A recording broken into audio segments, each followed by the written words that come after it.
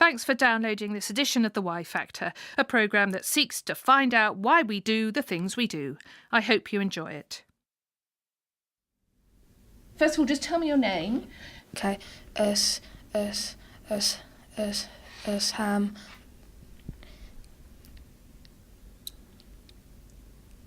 And I'm 12 years old. Speaking fluently is something we take for granted.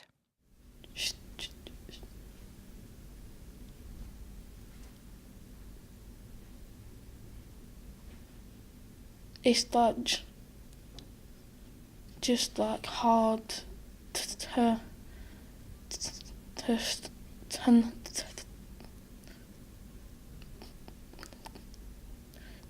not stammer. It's just hard.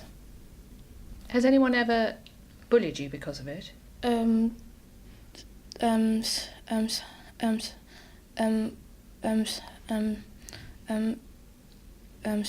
Some people, yeah. BBC World Service, welcome to The Y Factor. I'm Becky Milligan. Today, stammering or stuttering, a speech disorder where certain sounds are repeated or a word gets stuck and doesn't come out at all. It affects more than 70 million people worldwide. But why does it happen? And why is it so embarrassing? Some people assume that you have a stammer because of a childhood trauma or because you were upset in some fashion. But that's, the evidence points to it just being a neurological thing. You either are going to stammer or you're not. Betony Kelly works for the UK government and founded a support group for staff who stammer. The speech centres in the brain are hugely complex and very sophisticated. And if you have a stammer, there's a very, very, very tiny delay in the way that the information is passing around those speech centres, like fraction of a second. But that's just enough time to trip you over your speech.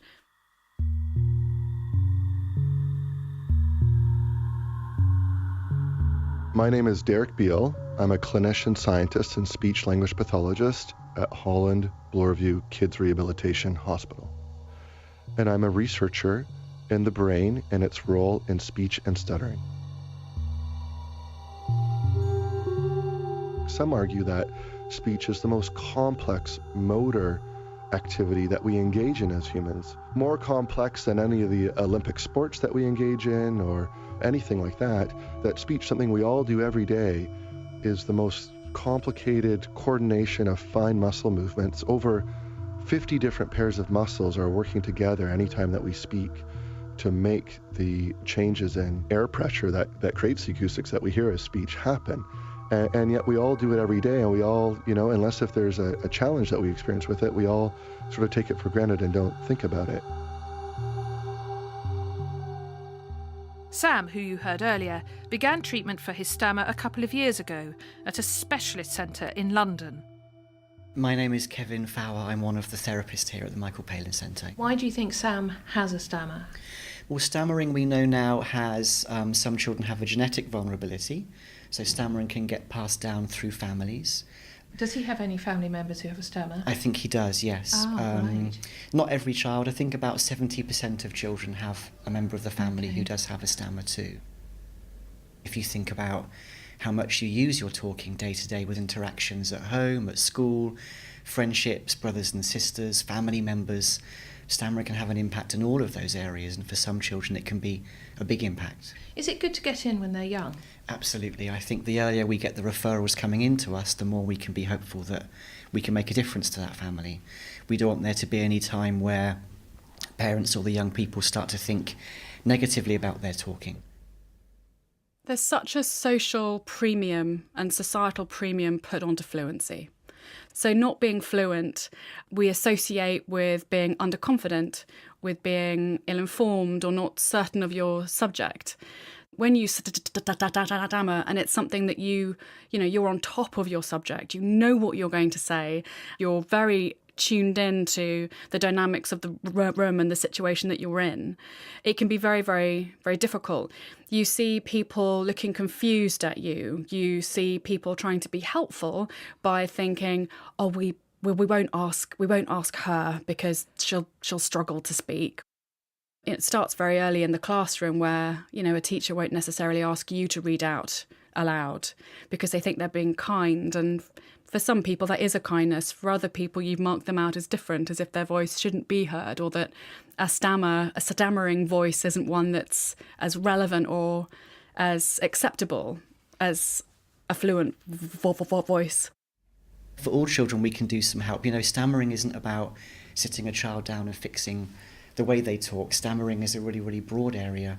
We work on lots of different things that can have an impact on stammering. So like what? We help children to build their confidence and to build their resilience, to help them to see the things they are good at, help them to identify strengths, and of course parents and families play a big part in that as well. If you have a stammer and you become anxious or stressed, the stutter gets worse. And it isn't just about getting the words out, it also affects the muscles in your face and neck. This is how Kevin describes what's happening to Sam when he speaks. Lots of pauses in his speech. Yeah. He'll try to say a word, he'll find it difficult to get the word out, the word will get stuck and there'll be no sound, and you'll see some physical movement in his face, tension in his mouth, tension in his lips, blinking of the eyes while he's trying to move through that word. This is your 4th session, isn't it? Yeah, What are you looking for most from here, Sam? probably to just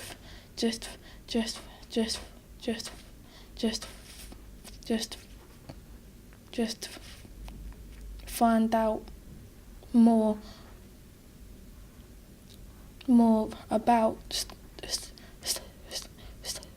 stammering.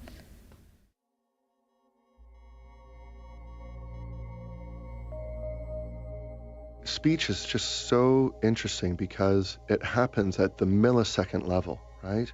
So we're coming up with ideas that we want to communicate with other people, and then taking those abstract ideas and forming them into words, and then taking those words and changing them into how we move our tongue, lips, jaw, and how we turn on and off our voice to change air pressure. And then those air pressure changes are the acoustics that travel across and are picked up by the other person's ear, and their brain is in the same millisecond time level processing and decoding all of that information. I mean, that's incredible, isn't it? I've never really thought of it like that, of just how complex, even as I'm speaking now, what's happening in my brain and the muscles and everything that's going on. In the typical brain of a fluent speaker, that all happens fairly quickly and in a very logical sequential order. In people who stutter, when we slow that process down and we look at the brain scans over time, what we believe is happening is that sometimes that happens in a different order in people who stutter. It's almost like putting the cart before the horse, in the sense that in the brains of people who stutter, we sometimes see attempts of the brain to start executing the motor plan before the motor plan is ready to be executed. So I have in my head an image of almost lights on one side, then lights on the other, then it becoming all over, then action. And with someone who stutters, it might not happen in that smooth sequence. Something is interrupting it. A light comes on too early. That's absolutely right. And so it seems to be the dynamics of how the brain functions together that's probably most important in what gives rise to the overt speech characteristics that we label as stuttering. But what remains a mystery is why the brain of someone who stutters is different from someone who doesn't stutter. You have to have it in your DNA, but other factors play a part and influence whether or not you develop a stammer, and whether you grow out of it. 80% of children do. Research is going on, but until scientists find that out, they won't have a cure.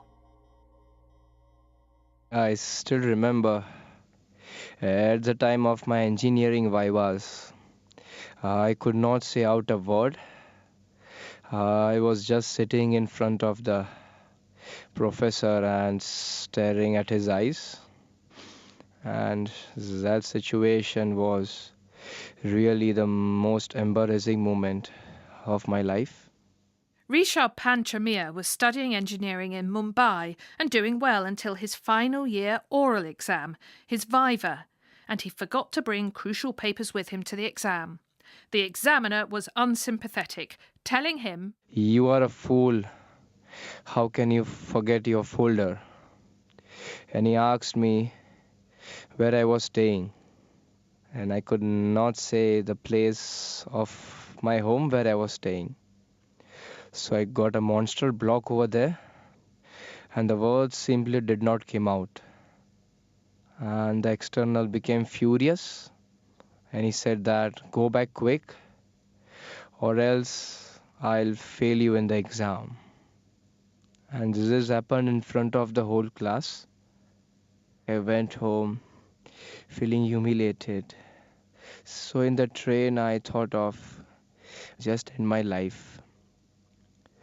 And that really scares me even now. That thought had really came into my mind. I can only describe stammer as holding me back in every situation. So every day was a struggle not to show the people that I stammer. I used to hide it, and I used to feel depressed and the sense of isolation every day. it's something Betony Kelly can relate to. I still feel a great deal of shame, a great deal of fear. What is the shame about? When you're stammering and your body is doing things you can't control, when you spit, when you stammer, when your tongue and your mouth and your lips do things that you can't control, that's embarrassing. It's really embarrassing. The turning point for me wasn't that I needed to learn more fluency techniques, but that I frankly didn't care if I stammered or not. And I needed to get comfortable with the fact that I am who I am. I'm a three-dimensional person, and one aspect of me is that I have a stammer. And maybe that makes me interesting rather than different and broken. So... Did you feel broken? Yeah, of course. My speech is broken. And that's how it made you feel about your entire person? Yeah, there's a portion of myself that is broken and needs to be hidden. She said she felt broken. Yeah. Can you understand why she said that, Sam? Probably, yeah, because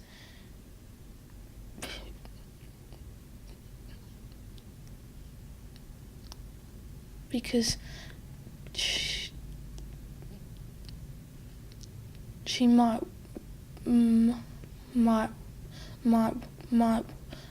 want to talk, and she's like frustrated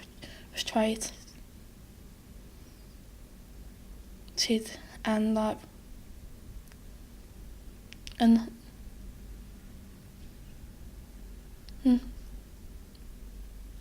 annoyed her, like she can't like talk properly. Do you get annoyed yourself? Does it? Sometimes, yeah. Frustrated? Yeah. Darren, let me ask you, what's it done to you as a parent then, having Sam who finds it difficult and stutters? I think first of all it's heartbreaking. Really? Just because you think why? Do you? And how? Yeah, it upsets me every time. Does it? Why? I don't know. I can see it really upsets you. Do you think it's your fault or...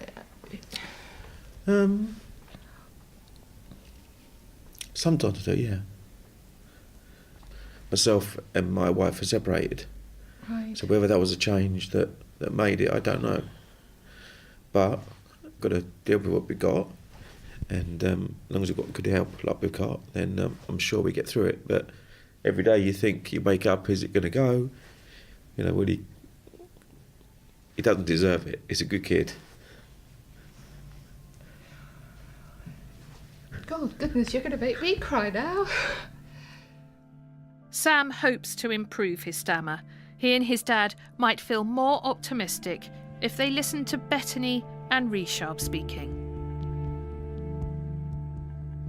It's now something that I see as an integral part of myself, and I don't think I would change it. I've had such wonderful experiences and being able to connect with people, because you say you have a stammer and you can show vulnerability and openness, which is now a trait that's really celebrated.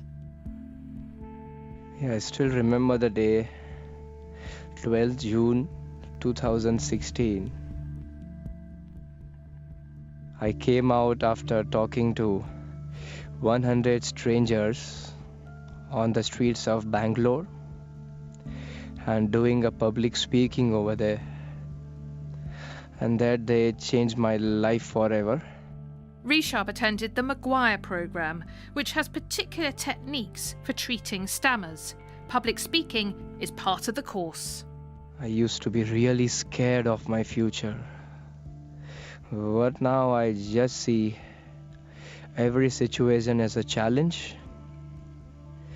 I feel fearless, and I always say to myself, if you stammer, that is no big deal. No one really cares about you speak fluently or you speak in interrupted manner. So I don't care about what people think of me.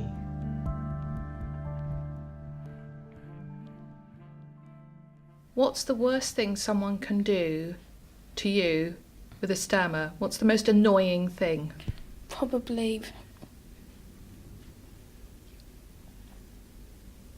interrupt me. Yeah. When you're mid-flow.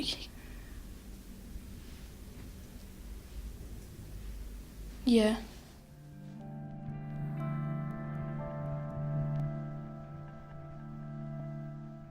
Thank you for listening to The Y Factor. I'm Becky Milligan and the producer was Sally Abrahams.